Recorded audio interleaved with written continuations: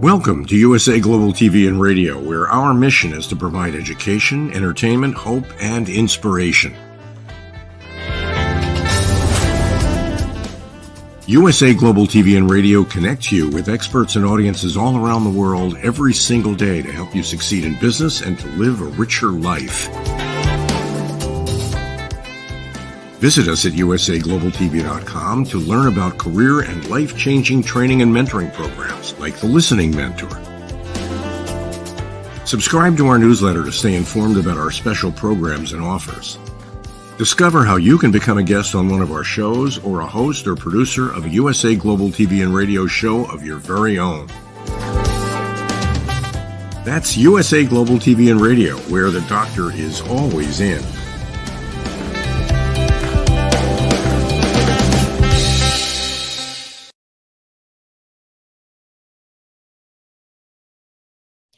Good morning, good afternoon, good evening. Welcome home to USA Global TV and Radio. I'm Dr. JACALYN KERBECK, and our show today is the Corner Bookstore. And you can see that we have these, I always do this wrong, these beautiful books here. DIANN FLOYD BOEHM's one of mine.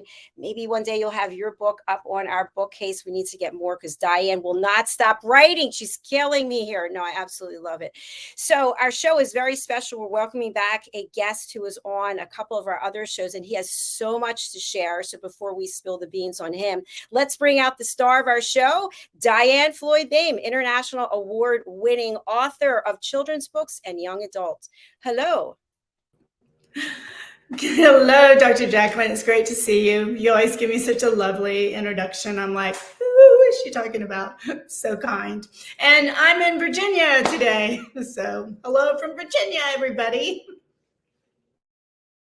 Hello, DIANN. Hello. So, DIANN, before we bring out our guest, I just want to have you share a little bit about the work that you're doing, because you just released another book, and this might be old news already as of a couple of weeks ago. What is your latest project? Oh, when I'm actually working on a couple of my, I have some adventure stories that are going to be easy reading short stories. So, my focus is predominantly children and young adults. And then in November, the sequel to Rise, A Girl Struggle for More. And the new book is called Ruby Takes Chicago.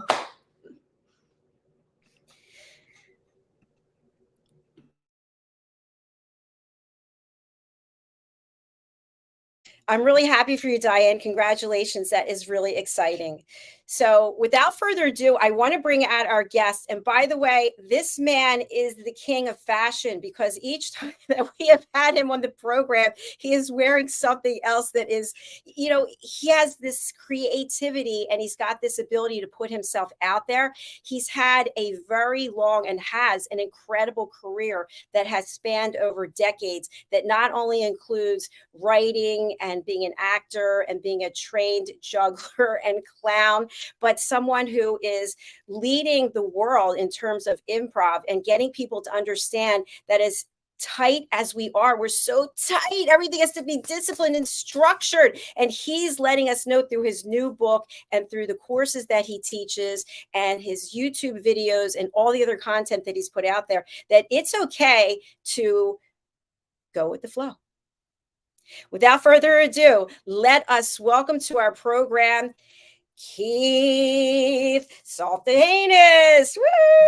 Hi, I'm here at the bookstore, dressed up fancy for the bookstore, books and writing and fanciness.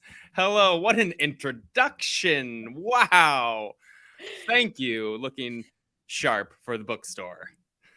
You look fantastic. It looks like it's a black tie bookstore. I don't know. What Very kind of fancy. I see there's fancy books behind you, so I have to dress up for fancy books and writing.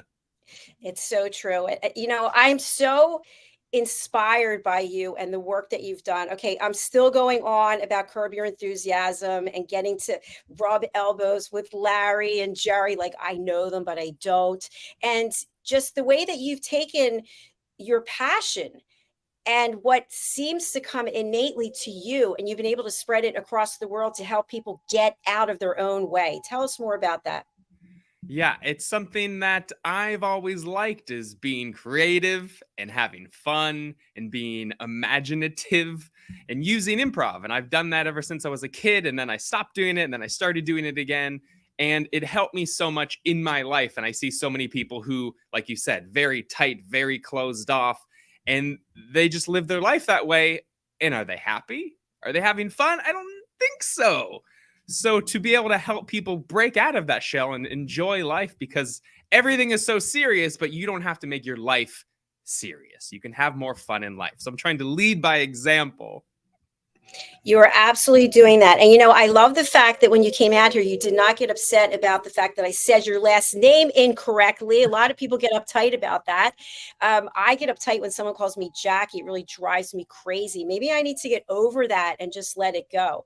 So when you think about how you get people to come out of their shell, you talked, I think it was yesterday, that when people come to your school where you're training people, that they're terrified in some cases, terrified to get out of their seat even and come up on the stage. How do you get people to break through that? Well, that's a great question, Jackie. Jackie, that is a great question. Great question, Jackie. Yeah, I don't like, I feel like my name is just a collection of letters that's supposed to make a sound. It doesn't represent me. So when people say it wrong, I'm like, whatever. It's just something that was appointed to me. I didn't pick it. It's a confusing name. However you want to say it, fine with me. But yes, when people come to my school, Improv LA, I say that is the scariest thing.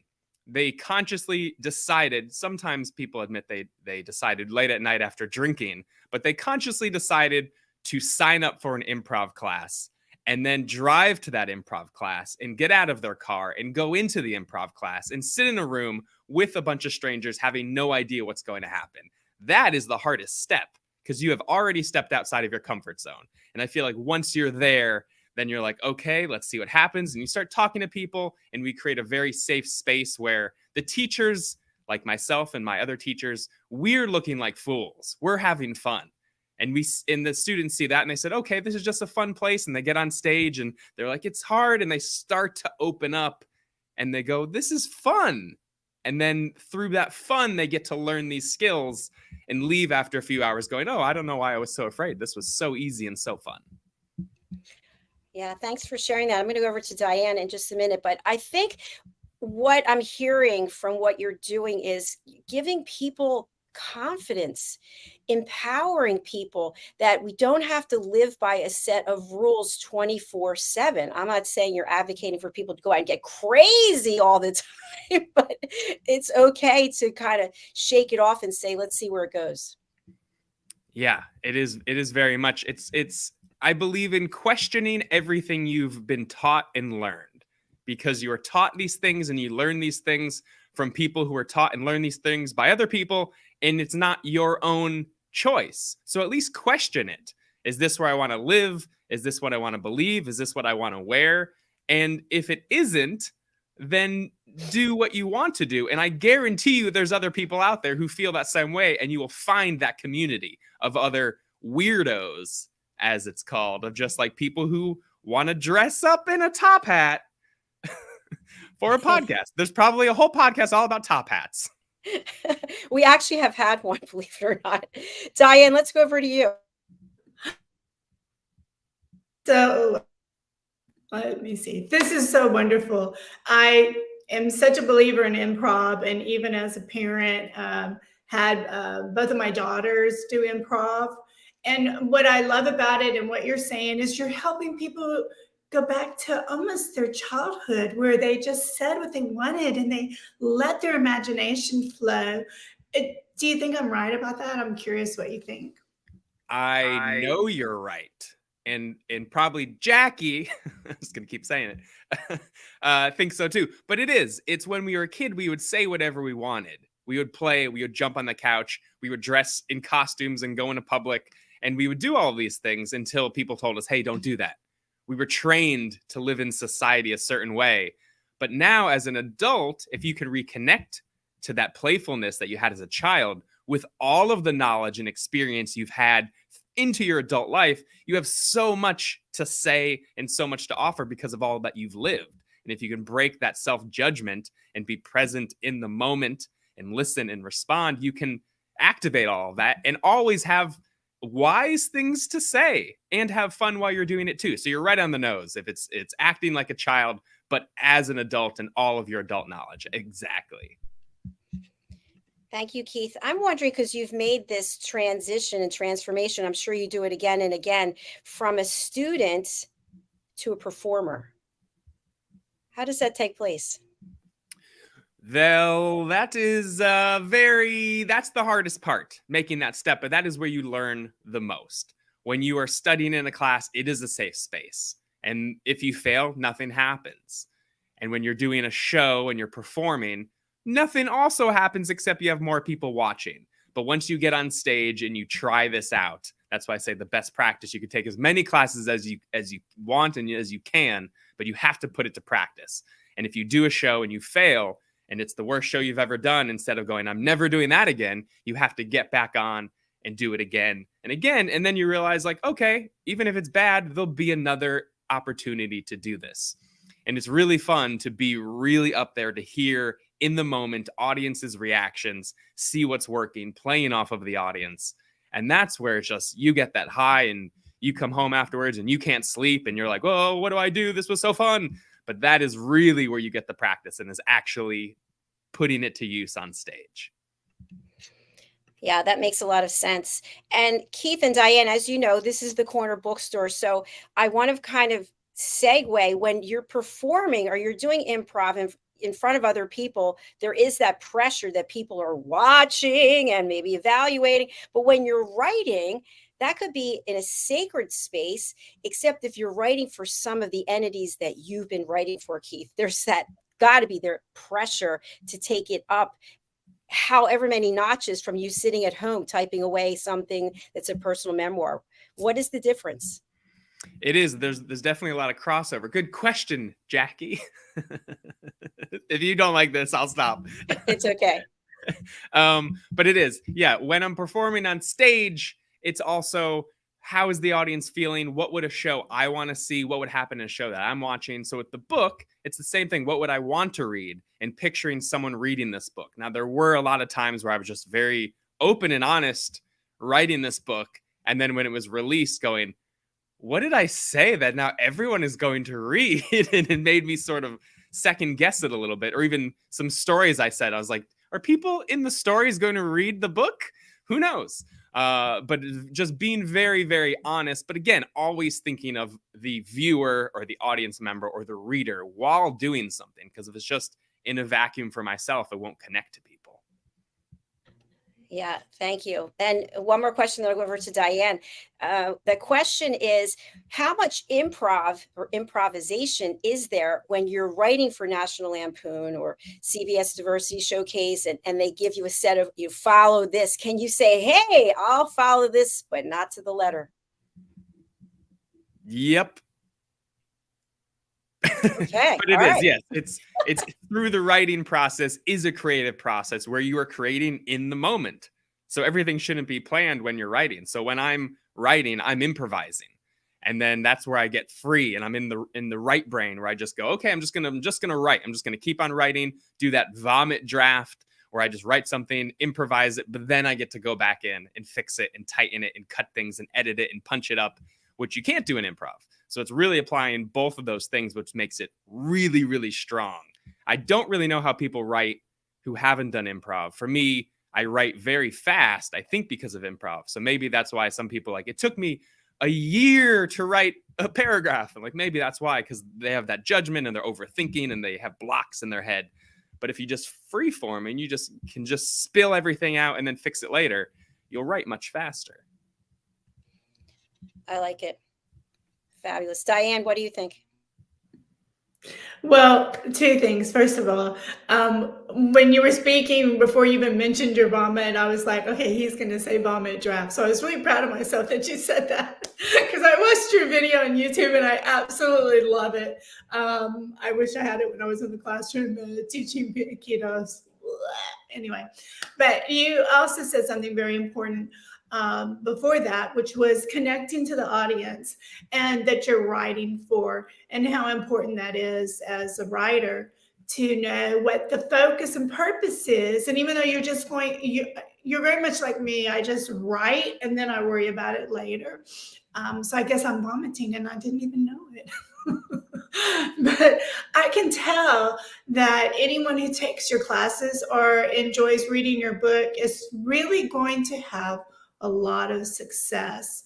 And so I'm so excited that you're here today. But connecting to the audience, I just totally was right on with you on that. So if you want to just share more of the importance of maybe how, when you do think of an idea of what your next book is, or this one right here, what you were thinking in order when a person finishes that book, they walk away and go, I'm going to call him up and take his class. No. It is, yeah. It's very much thinking of who is that person. And I think for me, it's helped a lot because I have taught thousands of students all around the world, different types of people. So I see the patterns that happen. Many times in class, I'll say something like, you're probably feeling this now. And everyone's like, oh, I am feeling that. But it's just seeing that everyone's different, but also everyone's the same when they're learning something that they're new, they're unsure about it, and people learn at different speeds. So in the book, I also can apply that when I'm writing about a certain thing. It's like, you're probably thinking this, or you're thinking, oh, no, I can't do that, but that's normal. And reassurance along the way, but really knowing from the audience perspective. And if you don't have that experience, if you're writing about a subject that you haven't interacted with a lot of people about, then also just think, if it's you reading this book, if it's you without knowing, without you sitting next to someone reading the book going, oh, this means this, let me explain it to you. But if you were reading this book somewhere else without the author near you, what would you want it to be? How would you want it to read? How fun would you want it to be? So it's being aware of those things in any sort of writing. When I'm writing comedy scripts or a nonfiction how-to book, it's the same thing. Excellent. Yeah, I agree with that, Keith. And thank you, Diane, for the question. Keith, I'm also wondering, we talk a lot on this platform about mental health wealth and giving people the space to actually express themselves, because so many times we keep everything locked up, or if somebody tells us we're not good enough, or that's a stupid idea, why'd you bring that up? And so I'm wondering, in your extensive career that you've had, you are dealing with the public, you are providing entertainment, you are encouraging people to get out of their own way. And how has it taken a toll on you, if at all, emotionally? Because that's hard work. Great question, Dr. JACALYN. Ha! But it is. It's being confident enough in what you're doing, because there's many times you'll do a show and people won't respond to it, or people will leave in the middle of it, which you're like, oh no, is that a personal attack on me? Maybe, or maybe they just had to go to the bathroom. But it's just not getting too in your head about trying to please everyone. That is, you're doing something you believe in, connecting to the people who believe in it, and to let things slide off your back. As a performer, there's lots of rejection. But if you take everything personally, you won't be able to be in the industry. You have to just, okay, that's one thing. That's their opinion. Who knows why they think that? If they don't find you funny or talented, they aren't the end all. Someone will. So it's believing in yourself enough to not let those things bother you. And at least from what I've read, there are a number of A-list Hollywood celebrities who are or were comedians, writers, directors, producers, and yet they struggle with mental health issues, and would talk about the fact that when they were in front of an audience, that was such a great release. But then when they got off stage, they felt so alone because they didn't have the audience there anymore. So does anything come up for you after you put on a show that you go home, you're like, oh, I'm kind of lonely right now, or I wish I could do another bit? Absolutely. There's definitely the post-show come down depression, whether it's a one-time show or when I did a show off Broadway and that run was done. And then it's like, oh, I was seeing these people every day. I was going on stage, feeling that adrenaline, and now I'm just quiet at home. So it's having some sort of a plan. I feel like it's the same thing after a vacation. When you go somewhere on vacation, even if you're like, I can't wait to come back, you still sort of miss some of those things for me, I eat the same food I ate on vacation for like 2 months after. And I go, this is going to be what I'm going to eat forever. And then slowly a cheeseburger sneaks in and it changes. But it is having some plan. There's so much, I feel like this is a lot for everything, that there's so much plan of before, like, okay, I got to prep for this thing I'm about to do. Then you go do the thing, but there's no prepping for afterwards. So it makes sense why there's a lot of people who are depressed and there's a lot of drug use and alcohol use, because they don't have a plan and they go, what's the quickest thing to feel better? But if you have some plan for mental health, taking a day, being in nature, going to a spa, whatever is your thing, reading, doing something you enjoy, seeing friends or family, something to help you from that come down to get back into your normal life, which will be healthy and not something that will hurt you, because that is a not good pattern to follow if it's hurting you. Yeah, great direction there. I know after broadcasting all week and being in the public domain that on the weekends, I'm very isolated because I'm an introvert and I'm just all by myself. And it's like two totally different worlds. It's interesting. Diann, what do you think? So as you guys probably know, I do live stage. And so I totally understand that whole high, like, God, that was a great show. The audience was real with us. Or, oh, I don't understand why the audience wasn't there with us on some of those laugh lines. But wasn't it funny that they reacted to this other part? And then you're with your friends afterwards celebrating. And then all of a sudden, as you stated, it's over. And so it is. I'm so glad you mentioned that about a plan, because I do have friends and they forget to do a plan and they're like, why are you so happy afterwards? And I'm like, well, I miss all you guys, but I have all these things that I also planned afterwards that keeps me going forward. And, sometimes it's just being by myself and going hiking or something like that. So I think for mental health, you're absolutely right. Have a plan and help your friends do as well. And this is in any part of life, don't you think? Because classroom teachers can have that, because we're so into our classroom and we love our kids, and all of a sudden they're gone and you're like, oh my gosh, I really miss him. I'm glad the school year's over, but even though he's a pain in the rear, I really miss him. And so you have withdrawals in lots of different forms, don't you think? Yeah. Those are great points. I feel like in general, even looking at it from another angle, is as humans, we adapt very quickly, whatever it might be. We adapt and get used to things, even if it's a life we don't like. And we're like, oh, I don't like these people. I don't like my job. I don't like my life. My life's so boring. But we adapt to that. And the same as the other side, we adapt to, oh, I'm going to work every day. Even when the pandemic first happened, people were like, how do I stay home? Like anything that changes our routine, we panic. And with that, it makes us not want to step outside of our comfort zone on that side as well, because we want to stay in that routine. But having a plan afterwards is so handy, because anything that changes that routine, teachers going, and now it's summer, you're like, oh no, I'll never see that kid again. And I'm used to going in. What do I do? And you feel lost because that routine is broken. And especially in the entertainment industry, there's nothing that's steady. So always having like, okay, I know things will be up and down, but what do I do in between to keep me going? So it's important to have, whenever there's any change going to happen, to have some plan. It doesn't have to be a big thing. Like you said, hiking, that's enough.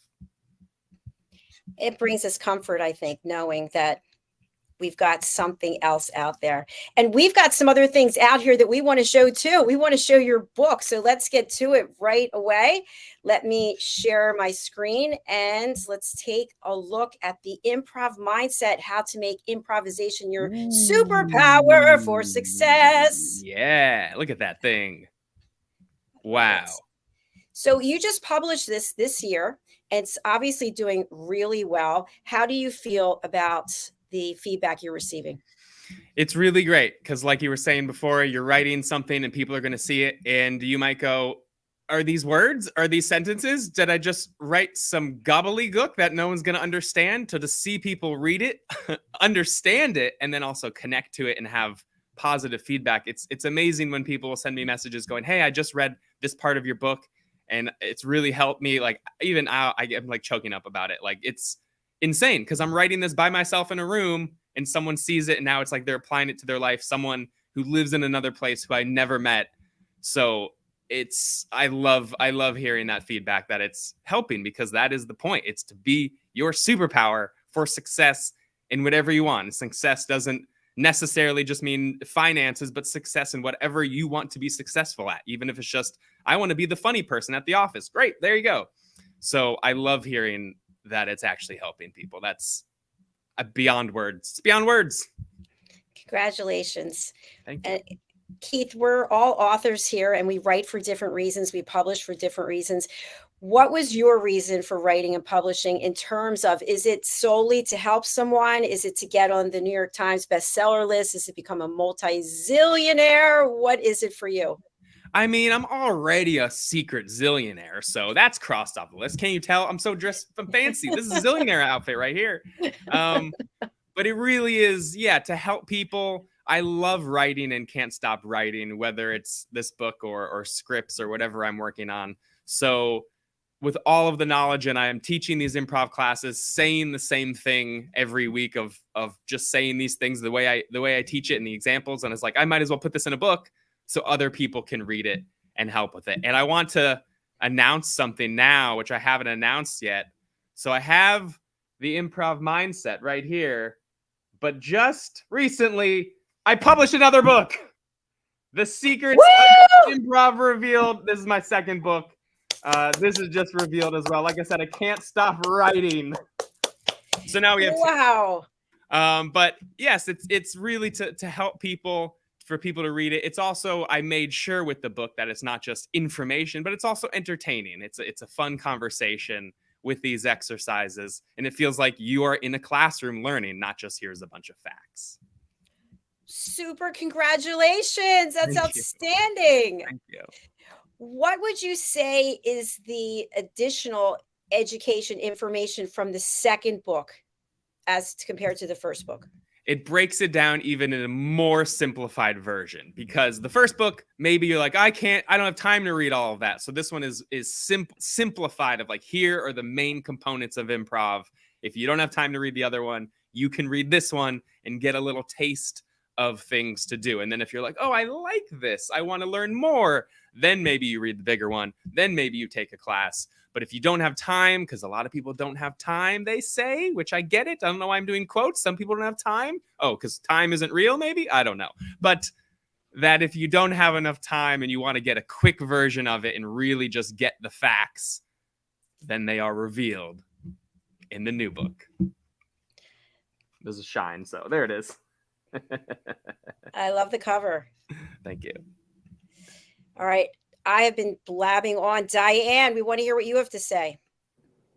Congratulations. It's always so exciting when you close that manuscript and go, I think I'm finished, and then you see it in person and it's like, I know you're a guy, but it is like giving birth, because there's your new baby in front of you. So that's very exciting.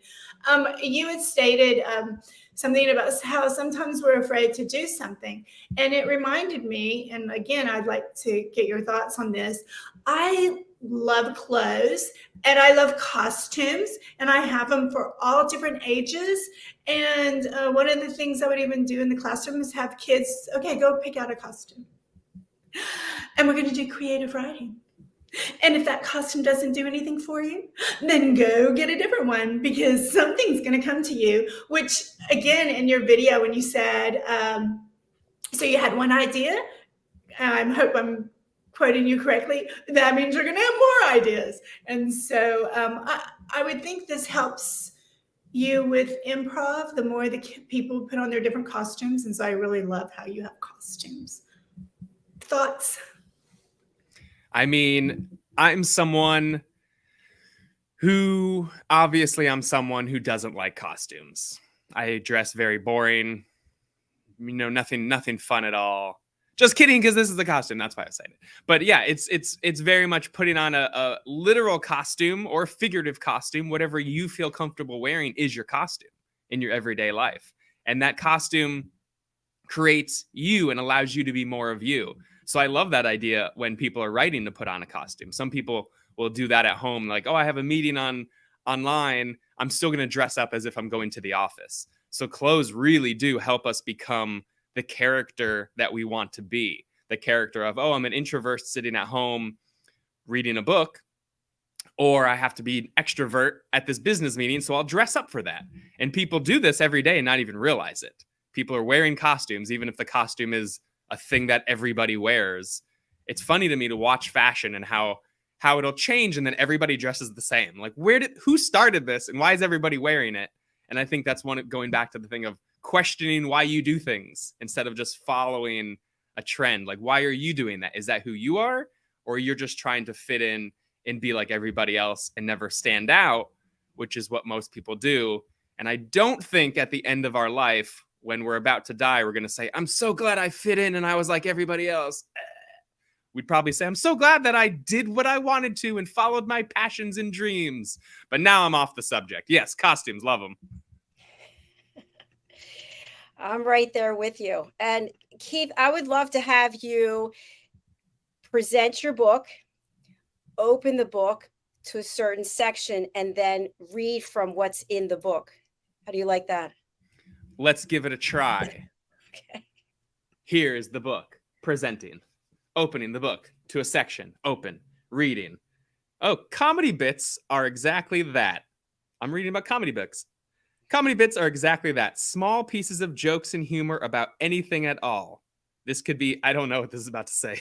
This could be pretending a can of soup can talk, or that every time you say a certain word, you say it in a weird voice, make a pun about something, or make up a fake answer to a question someone asks you. I think I've done this on this recording today.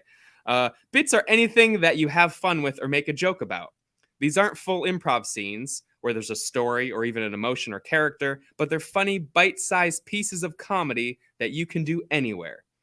Basically, if you ever made a joke or were playing around with someone before they asked you if you were serious and you said, no, I'm just kidding, that's a bit. Well, there you go. That's all about comedy bits, how to practice improv and practice being funny any time of the day. And we need so much more of that for sure. So please do go over to Amazon. Now, is the new book on Amazon as well? It is on Amazon. It is officially released as of yesterday.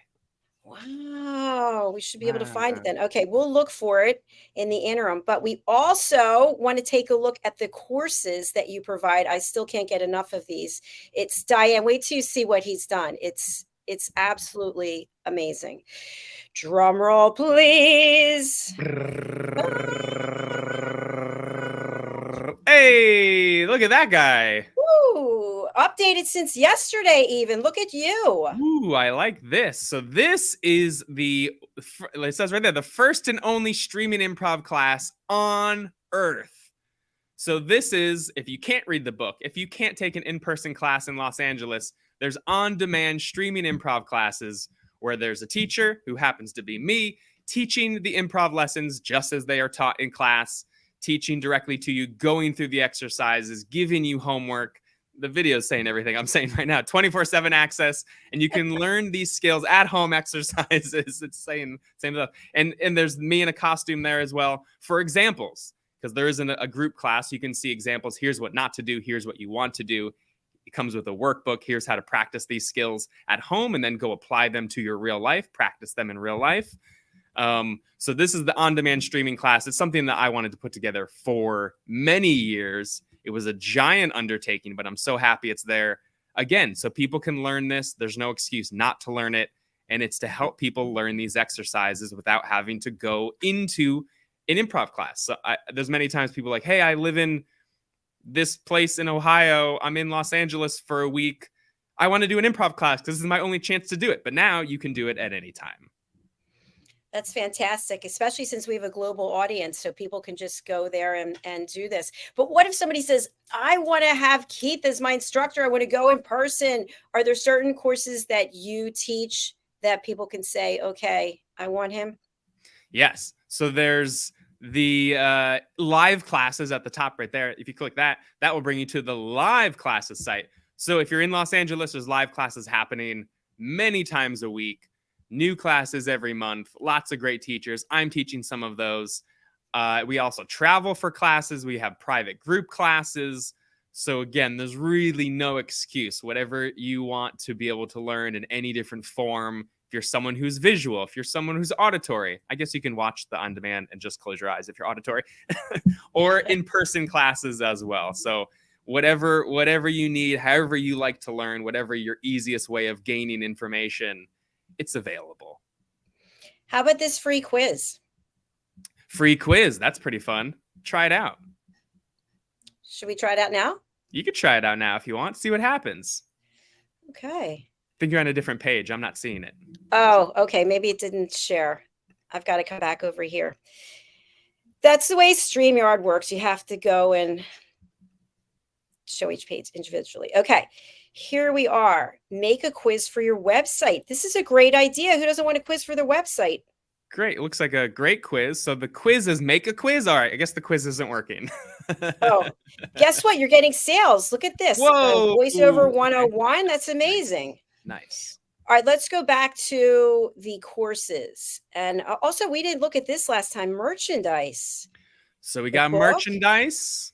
Of course, the book is there. And then we have fun shirts, because it's fun for anything you're a part of a community. It's fun to have shirts and show what you like. Again, this is part of your costume. So this shows that you like improv, you've done improv. I like the college one because it's based off of the John Belushi character from Animal House. I like this. Listen and agree and trust and assume with a period after it. So those are the rules of improv that we teach. So that's sort of like, if you know, you know. Okay. Now I'm in the know, not knowing. Now you're in the know, not knowing. I know. Okay, so this is your website. People can go over here. They can get the online course on demand. They can also sign up for courses in person. And anything else that you want to share about that? I saw there's a special right now, 60% off that online course. It's normally $250. Now it's $99. Is that right? That is true. Get in there. No excuses. And that's also, yeah, like we understand money is tight. Everything costs more, but it's like, okay, you need to learn instead of going, because of the supply chain, classes are more. That doesn't make sense. So instead they're cheaper. It's not an excuse to just charge people more, which I find funny. The response to a global pandemic is charge people more. Like, no, people need help. People need help. Improv will help you. How can we help you get improv? We'll throw some sales on there.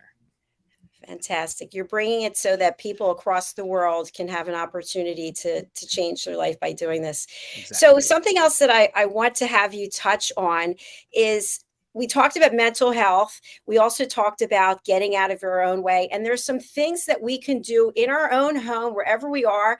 Juggling is one of them to help us, I guess, focus, maybe take those, the power of the mind and take it away from negativity and focus on something that brings us joy. Tell us about the foundation of juggling. What is the purpose of juggling? Yeah, so juggling, I got into that many years ago. I worked in the circus for a number of years as a clown, as a juggler. And I actually learned, I wish I had a fun story that this old clown taught me to juggle, which I guess that I did have that. But before that, I learned to juggle in psychology class, of all places. And the word meditation has a lot of baggage to it. So if you say, oh, everyone should meditate, it's connected to a lot of things. Some people might feel uncomfortable with that. But juggling, it is meditation because you're being present, you're focusing, you're not thinking about anything else. And between the hand-eye coordination and letting go and focusing while you're juggling is a meditative procedure. Procedure makes it sound real medical, but it's not. But it's being able to be present and letting go, and it feels relaxing. And when I was working at the circus, I was there 16 to 18 hours constantly juggling. And it got to the point where I didn't even realize what was going on. The things were in the air. I almost saw them in slow motion. It was very zen through juggling. That sounds like a new song. Very zen through juggling. Okay. Oh, yeah. Let's take a look at this video. Juggling clown with blindfolded knife. Is this the one? So this is the one. This is the little video I made when I was working in the circus, and it shows a little bit of my juggling, including juggling machetes blindfolded, which that was taught to me by an old circus performer. Keith, do we need a disclaimer for anybody who might be afraid that there could be some type of injury that's forthcoming? There's no injury in this. You might be worried, but I don't get injured. So it's pretty safe. Don't try it at home. Do not try this at home. All right.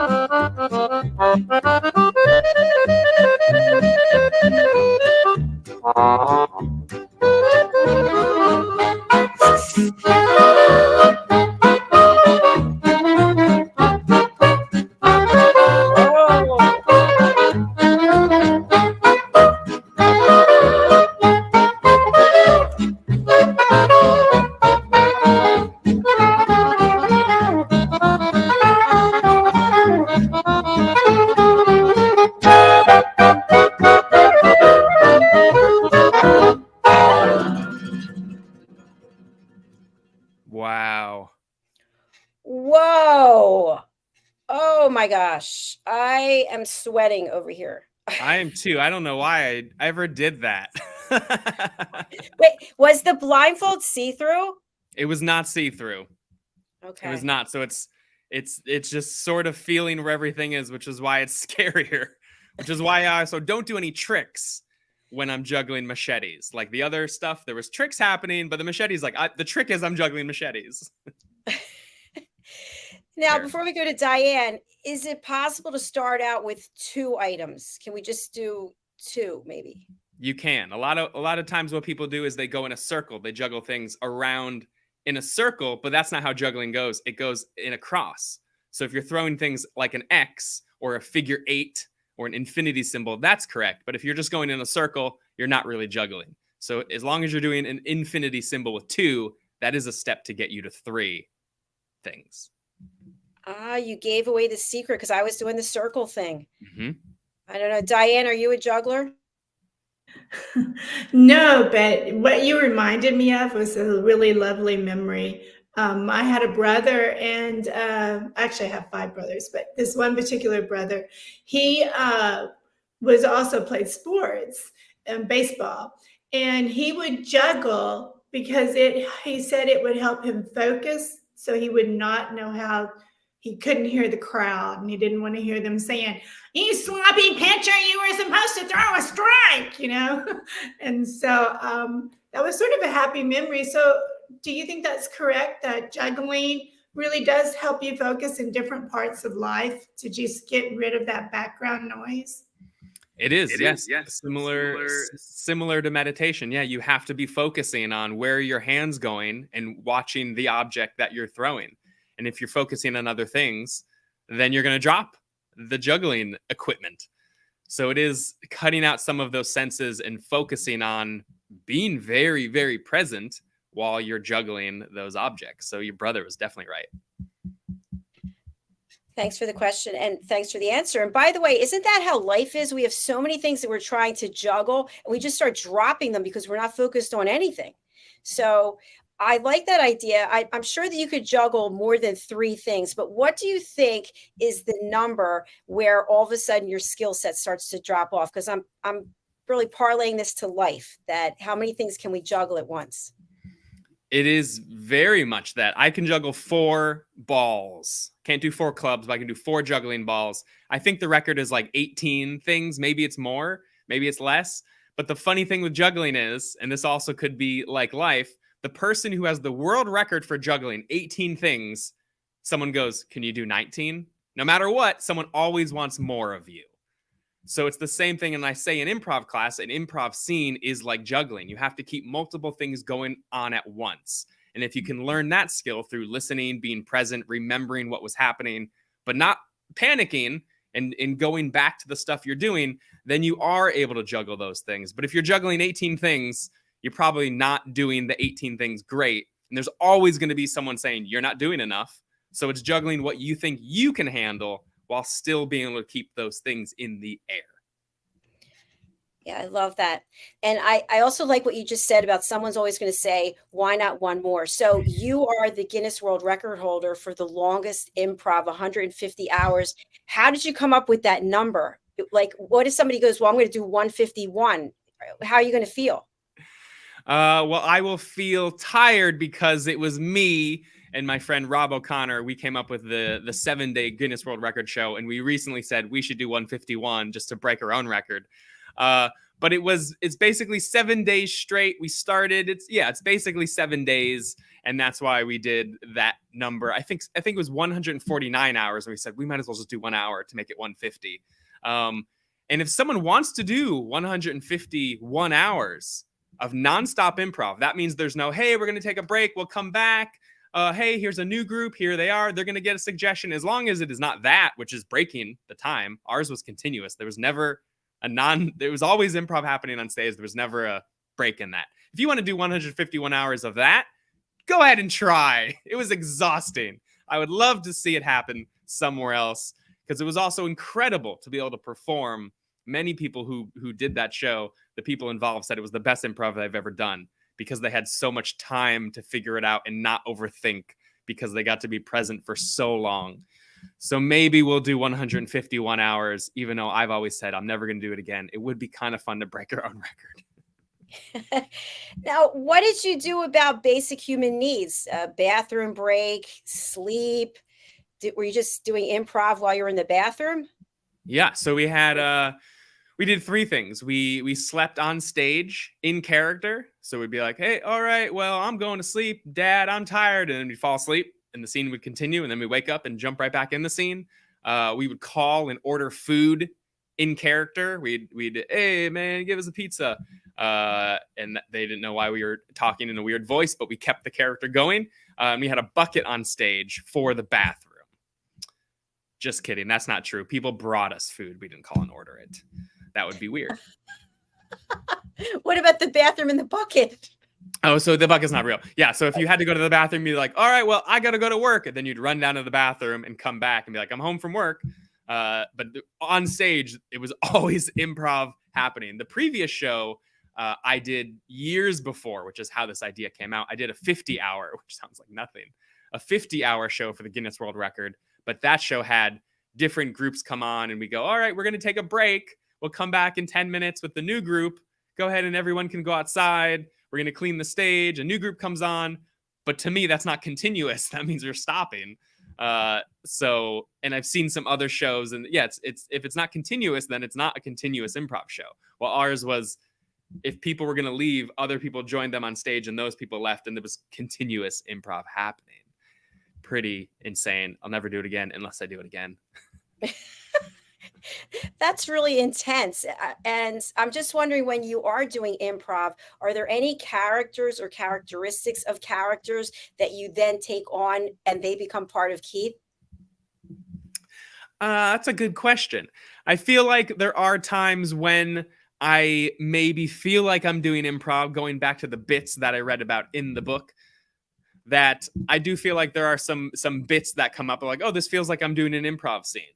But I do believe that when you're doing improv, you shouldn't have like, oh, I play these 4 characters, because that's limiting you. In improv, you can be and do whatever you want. So I feel like you shouldn't be limited. Like there's many scenes where it's like, all right, this is going to be a scene between a husband and wife. And on stage is a guy and a girl. And I say, look, just because you're a girl doesn't mean you have to play the wife. Just because you're the guy doesn't mean you have to play the husband. You can play a talking couch in a scene. So you can definitely play different genders. You can play whoever you want. So if you limit yourself to a certain amount of characters, then you're going to be limiting yourself. But I feel like in general, yeah, I'll do bits outside of improv. And it's like, oh, it just feels like we're doing an improv scene, even though it's not a show. Yeah, that's really fascinating because we tend to limit ourselves in our lives as well, put ourselves into these boxes. And I love how you're encouraging people to actually go in and try to be a different gender or try to be a different entity, a couch or whatever it might be. Yeah, and that's another great point is in life, we have to play the character of ourselves. But in improv, you can play whoever you want. So if you're usually someone shy, why not play a character who's really, really confident and try that on in a safe space where you're pretending to do that? And you get to feel what that's like to be someone who's confident and successful or whatever it is that you want to be. And everybody in improv, through the rule of yes and, has to agree. So you get to be this thing and you can say, that's right, I'm the #1 dragon slayer in all the land.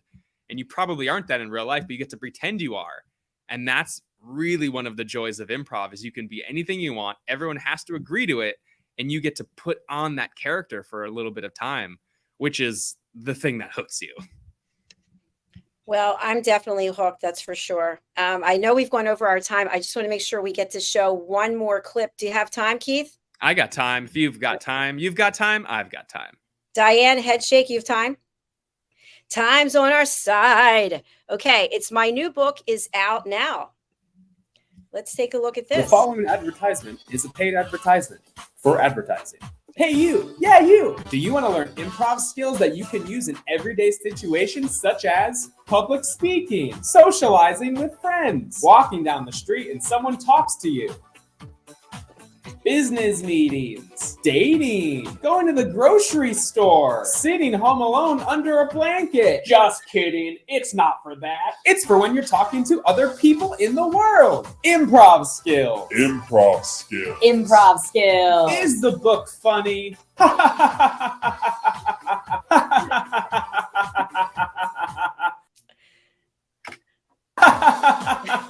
You bet it is. Is it serious? Yes, it's also that. This is a book that I wrote with my own 2 hands. Type. So you can read it with your own 2 eyes. I'm Keith Saltojanes, and I'm the founder of Improv LA, and I wrote this book, The Improv Mindset, so you can enjoy. Are you gonna put like a background of like galaxies and stars when I do that? You are? Okay, great. Check it out soon. The Improv Mindset. It's going to be released worldwide soon. We're still recording? Oh, no, we're not? Okay, great. The Improv Mindset. Read it soon. Whoa. And soon means now because it's out now. Wow, that's amazing. And now you're going to have to update it and put the second book. I do have to. I'll just Photoshop the other book on top and Yeah. re-record my voice over it. So that way I don't have to film a new one. Now, did you do that in one take? That was a couple of cuts because of different things I put in there, but it was all one take. There was no script. It was all improv. I just said, okay, I'm going to do this sort of a thing. And then did it. Yeah, well, it seemed like you were having a great time, and I really enjoyed watching it. So thank you. Diane, you're speechless. You're just so creative. It's just incredible. Everyone needs to have your book and apply it in everyday life and just have fun. It's just been such a pleasure to have you on our show. Well, thank you so much for saying that. Thank you, Diane. Yeah, and I personally, by the end of this day, am going to purchase your book. And then I also want to buy the online course because I feel in my work, especially, it will really help me as well. And I'm just grateful to have you here, Keith. And I know soon we'll be making an announcement of something we're doing together. Collaboration. But not yet. So before we close out, I'm going to spotlight you again. How would you like people to contact you, and who would you like to contact you? Yes. Well, thank you again, Dr. JACALYN. Always a great conversation. Great back and forth. Talk about improv. There's no script here, and the way we're all playing off of each other is fantastic. But if you want to reach me, Instagram's a great place. Most active on there because I like getting stuck in scrolls of videos and pictures. But you can find me there at Keith Saltojanes, or the school. You can look over there. improv-la.com, and you can find information about classes. You can also contact me through there in some way if you want to send a message like, I had to reach Keith. But yeah, if you're interested in stepping outside of your comfort zone, if you're interested in changing your life, if you feel like, man, I've really been stuck in a rut, my life feels boring after the pandemic, how do I talk to people again? I definitely felt like that. How do I interact with people after not doing it for so long?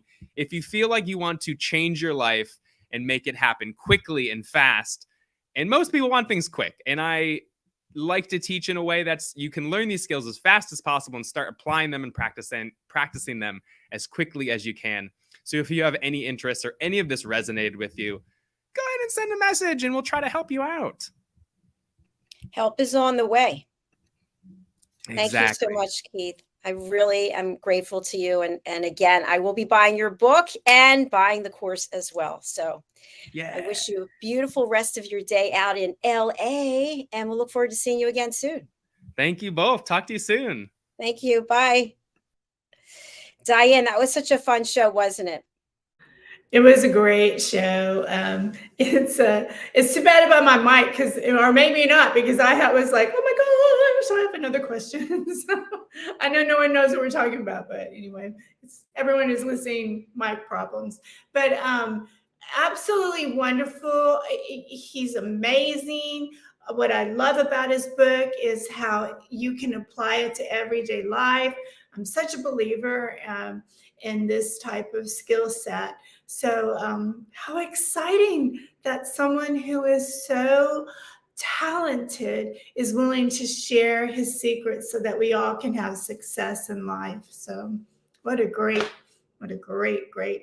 guest he was. Diane, you're so true, because so many times people want to keep whatever they have to themselves because they feel like it's their competitive advantage. And I feel like the more that we're sharing, the more that we're caring, and we are really a global humanity instead of silos of people who have their own missions, right? Absolutely. And as you know, we're both on the same page with that. Sharing is with our brothers and sisters around the world is so important so that we can become the person we are truly meant to be.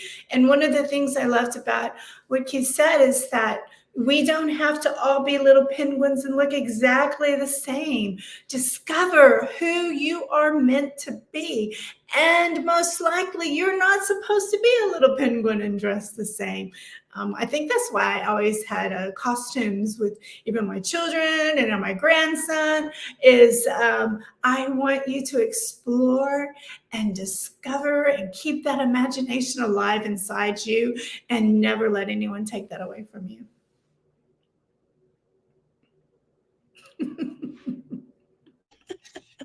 That was my penguin walk. I hope you liked it. So, all right, we are truly out of time. We are what you would call is timeless. So thank you again, Diane, for being here. Let us have you share the best way for people to get in touch with you. The best way is really my website, DIANNFLOYD.BOEHM. Let me spell the last name, BOEHM, because it looks like BOEHM, but it's BOEHM. And like Keith and you, I'm on social media, Instagram, Facebook, etc. You can just Google me, and I'm everywhere. And thank you, Dr. JACALYN. Thank you, Diane. Greatly appreciate you. Enjoy the rest of your day, and we'll look forward to seeing you for our next show. Bye for now.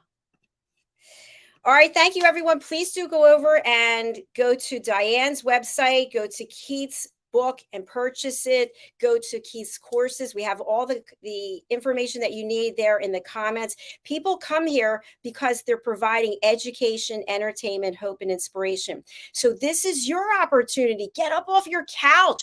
Go and connect with them. Better yourselves. Learn, enrich. That's what it's all about. All right. Before we go, I have a selfish plug, and I'm sorry, but it's my platform. I do get to once in a while. So the latest book that we just released, Mastering the Power of Elevated Listeners, I think we put this out 2 days ago, pre-order on the ebook. It's an Amazon bestseller, and I am super excited. These other books that are ahead of us, number 1, 3, 4, and 5, I think are the same author, and they've been out there for a couple of years at least. So congratulations to Stephanie. I can't see what her last name is, but Stephanie, we're coming for you, babe. Look out. So please go over to Amazon and pre-order your copy of this book. Why should you? Because it contains testimonials, case studies, and 2 quizzes all about elevated listening. What is elevated listening, you ask? It's listening without judgment, listening without interruption, listening without stage hogging, where you think your story is the most important. And it's also listening without providing a solution. How many times do you share something with someone and they say to you, I have the solution for you?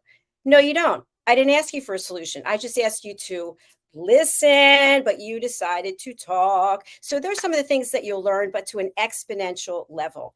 So as we close out today, I just want to thank Keith again for joining us and giving us a fantastic testimonial. Do reach out to him. If you don't, you're going to miss an opportunity.